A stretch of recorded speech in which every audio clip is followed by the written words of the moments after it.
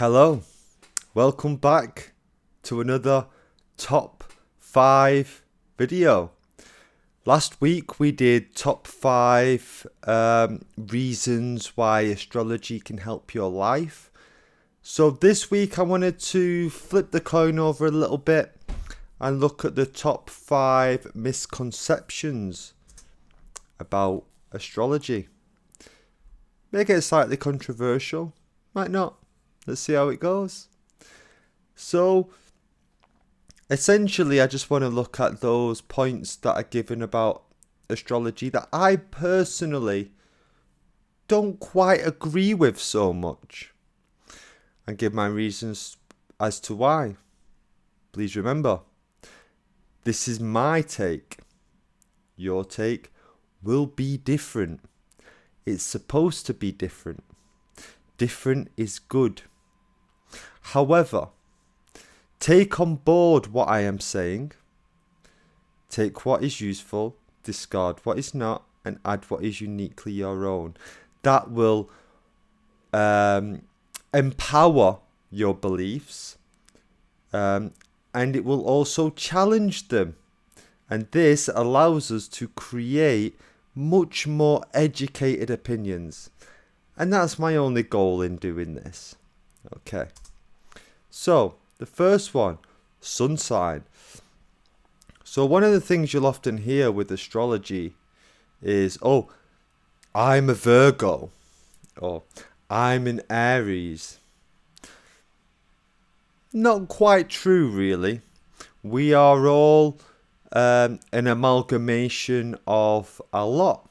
So,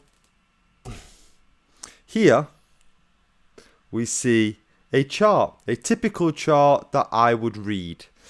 This chart is for today, Friday, the 24th of March. As we can see, the planets are quite clustered together, really.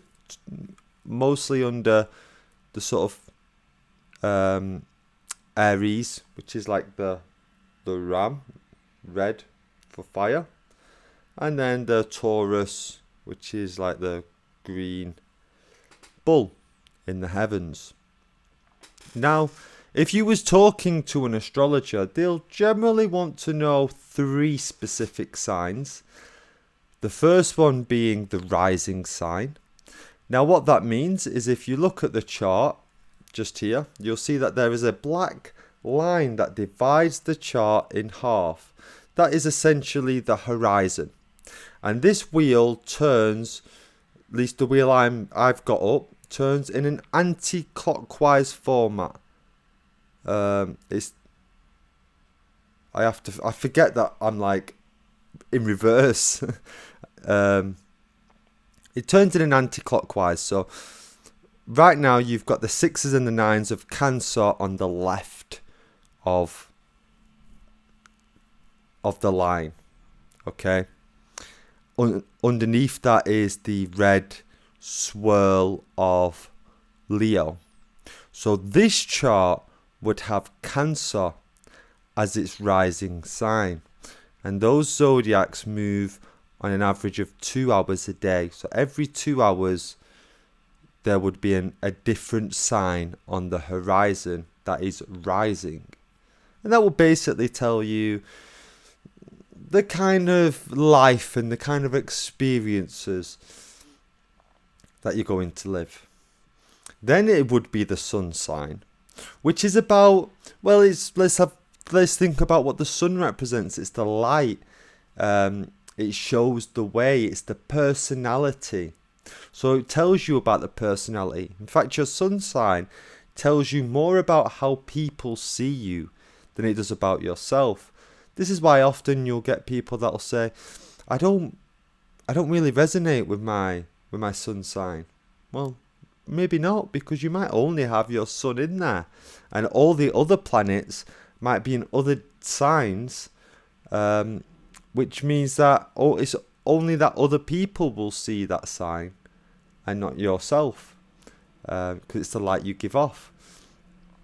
And then the third sign would be the moon sign. And that tells you about the inner self, the opposite to the sun, the light you give off. Well, this is the light you hold within. how you feel about things, your gut instincts would be the moon sign. So really, you want to incorporate those three in broad strokes. I put a lot of weight to the 7 wandering stars, and then the horizon, so there will be 8 in that case. And the 7 wandering stars are the Sun, the Moon, Mercury, Venus, Mars, Jupiter, and Saturn. Those would be the main 7 that I would look at as to be, these are the pillars that make you what you are. The 7 chakras, the 7 colours, the 7 musical notes, and the 7 diatomic elements.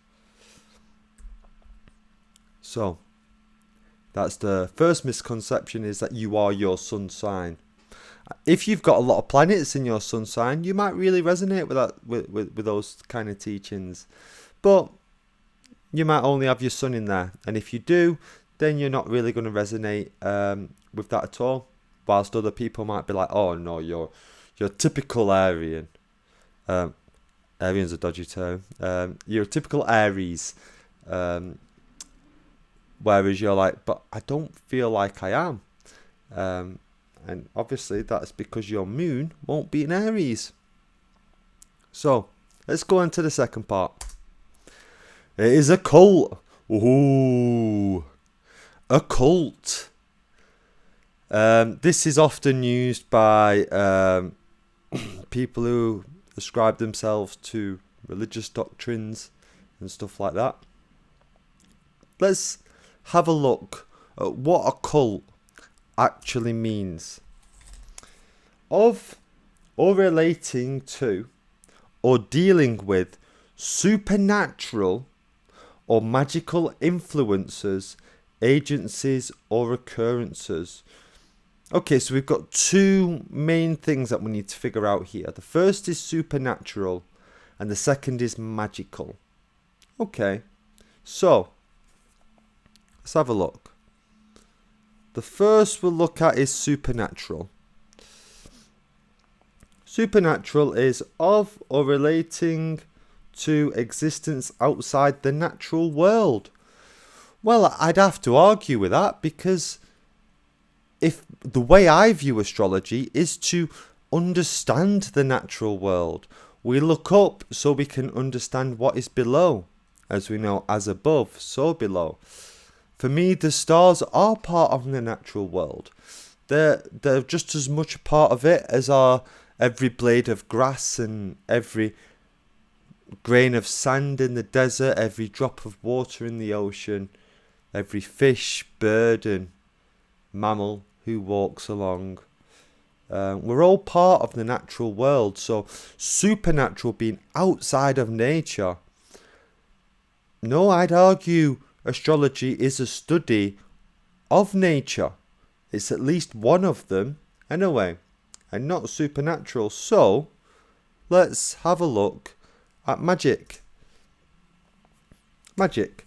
The art or practice of using charms, spells or rituals to attempt to produce supernatural effects. We've already crossed that. Or control events in nature. Control events. We're observing the events of nature. We're not controlling them. I also think that a lot of the things that come under the banner of magic, well, like, I've looked into a lot of White Wicca. There's no attempt to control events of nature. If anything, it's to be more in tune with nature. So, I don't agree that that astrology is specifically a cult.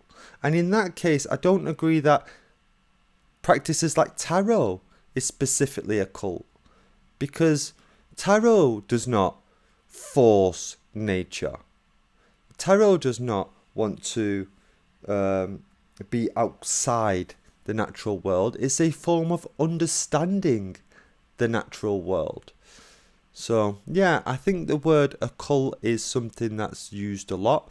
I'm sure there are people that try to use these old systems that predate what we have today to try to control.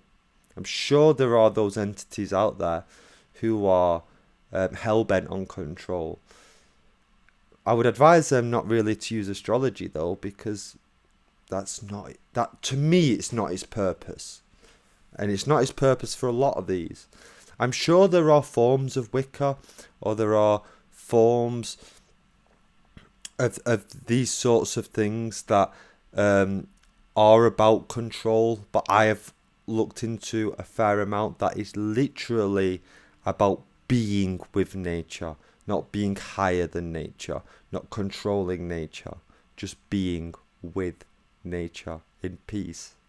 So by that, personally, I would say it being a cult is a misconception. I'm just going to have a cup of tea. I still have a bit of a cough. I'm trying to suppress it for this video. So I will be drinking my tea throughout. Okay, let's move on to the next one.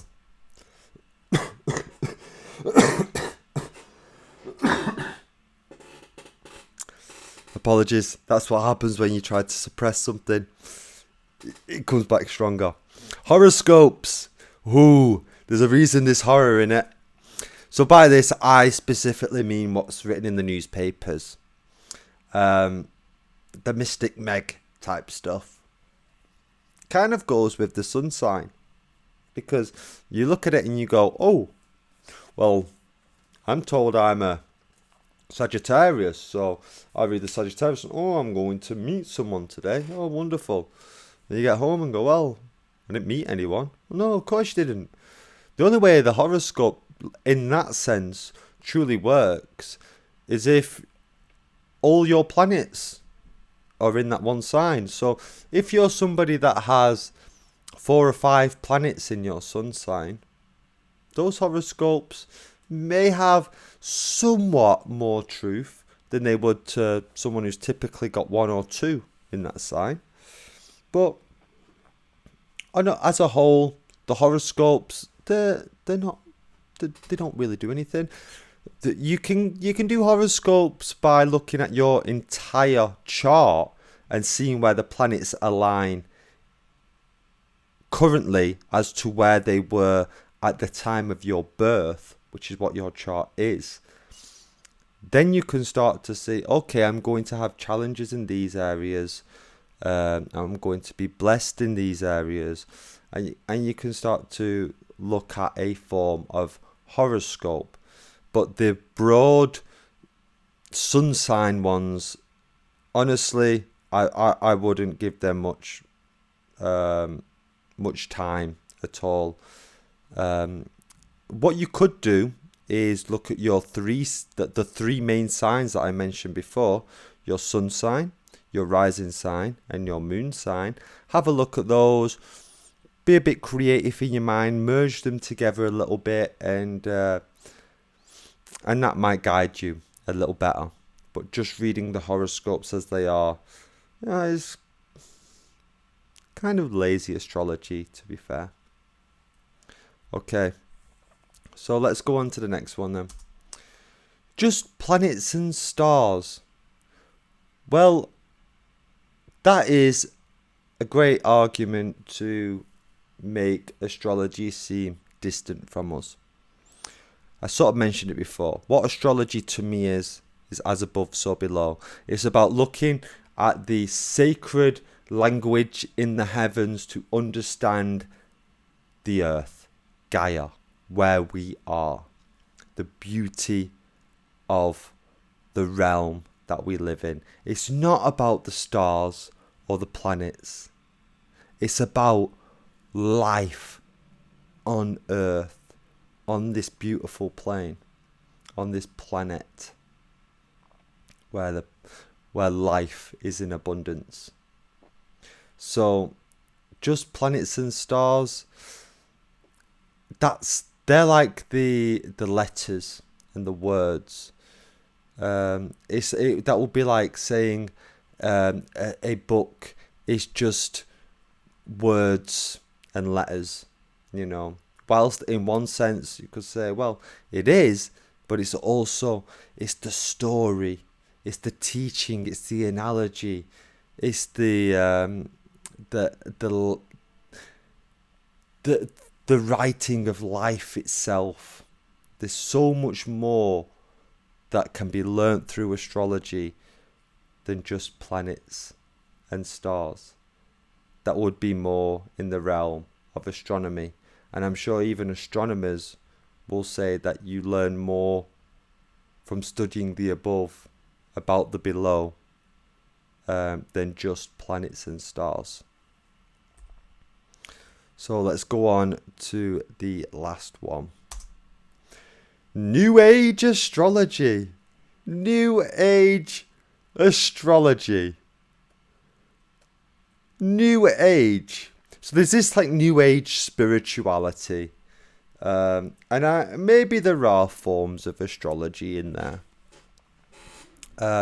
For me, everything I've learned of astrology, I generally try to find as older texts as I can. Generally try to find any texts that predate the two wars, because obviously there was a lot of book burning and the eradication of history during that time.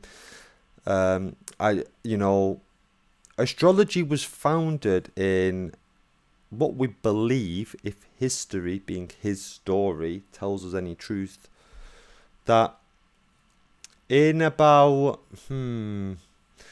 let's just say ancient Babylon times, so about 6,000 years ago or so, I think astrology probably is a bit older than that, but during this time when they tried to build the first civilization, I kind of believe civilization's probably older than that, or at least there are older forms of civilization, but let's just say there was some form of giant stop with civilization, and then 6,000 years ago it started to start again. What they tried to do was create a calendar. Now you think about it, that would be quite a hard thing to do. Even the modern day calendar has to have a quarter day, a leap year every 4 days, and even that doesn't quite work perfectly. So if you're going from scratch and you're trying to find out, right, let's try and get our heads around why it's hotter at certain times, it's colder at certain times, certain flowers grow at this time and then nothing grows at this time. You try to get your head around what that cycle actually is. So you do that by plotting the heavens. And you start to realize that, okay, well, the stars above us are moving, they're rotating, okay, and the sun does so almost at the same speed as the stars, but it goes 1 degree faster. So every 30 days it's in a new sign. Okay, that's interesting. So we'll follow the sun because the sun is for the year, hence the winter and summer and spring. It's all regarding to the position of the sun. So we follow the sun, and eventually you start to realize that some of the stars aren't fixed within this circular motion. So we'll call those planets. And they are Mars and Mercury and Venus, Jupiter and Saturn. And you start to see that they're all got different like personalities and characteristics. Mercury likes to dance around the sun, whereas Venus makes almost a flower in the heavens with how she transits.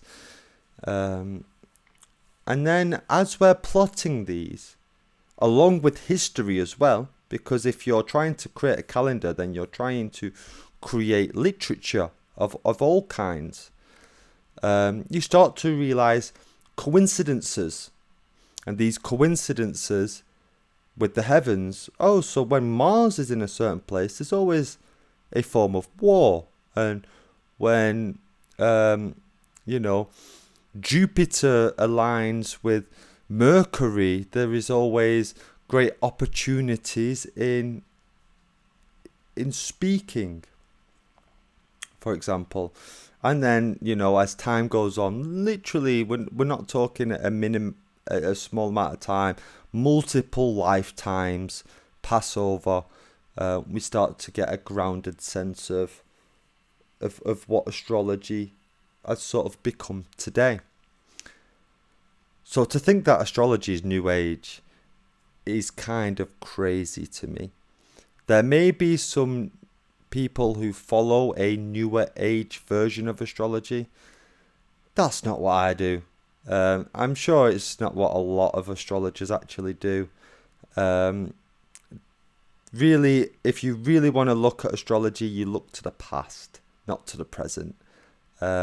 We've, for thousands and thousands and thousands of years, been grinding this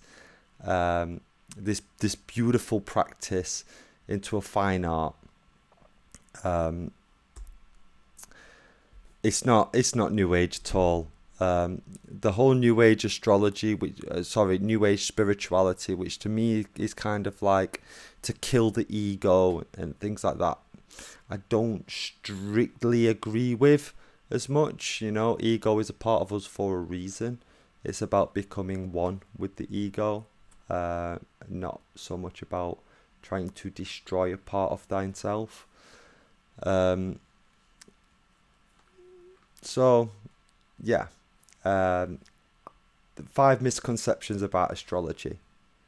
The sun sign. You're not your sun sign.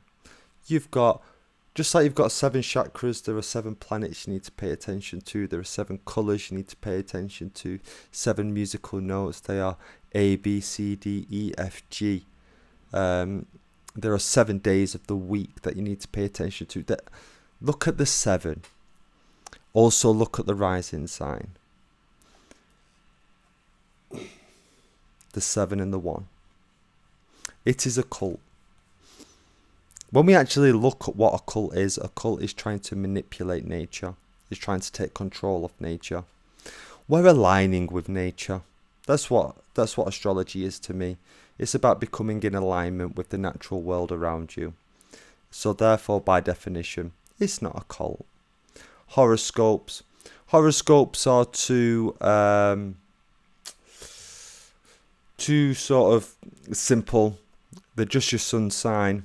Unless you've got a bunch of planets in that sun sign, it's not really going to work too well. Just stars and planets, or just planets and stars. No, it's about Gaia. It always has been. It's about the world we live in. It's about looking up so we can read what's going on below. Above is the language that tells us the story of below. New Age astrology, New Age spirituality, New Age. No, it's as old as pen and paper. It's as old as civilization. We've always looked up. Always. Since the dawn of man. So, that was my latest top 5. I hope that's helped to settle a few things. The whole I know that there's a bit of a divide with Christian and religious teachings in astrology. And that's something I wanted to approach a little bit softly. It'd take an entire series of videos to break why I think astrology works side by side, specifically with Christianity. But I just wanted to poke a little hole there that it's not dark, it's not a cult, it's not wearing cloaks and making us, a human sacrifice. No, not at all. Whilst there may be sort of cults that may potentially do that, that's not what this is. Don't mix the two together. This is about just being with nature. With if you want to call the universe, the creator, the one, if you want to call that God or Allah or Jehovah, whatever name you have, Yahweh, there's many names, whatever name you want to call him, he's the author, He wrote the heavens. We're just reading it. We're not really that different. Anyway, thank you for watching. God bless. Remember, be kind, be thoughtful, and breathe deeply. And most of all, you are beautiful. You are loved. Thank you.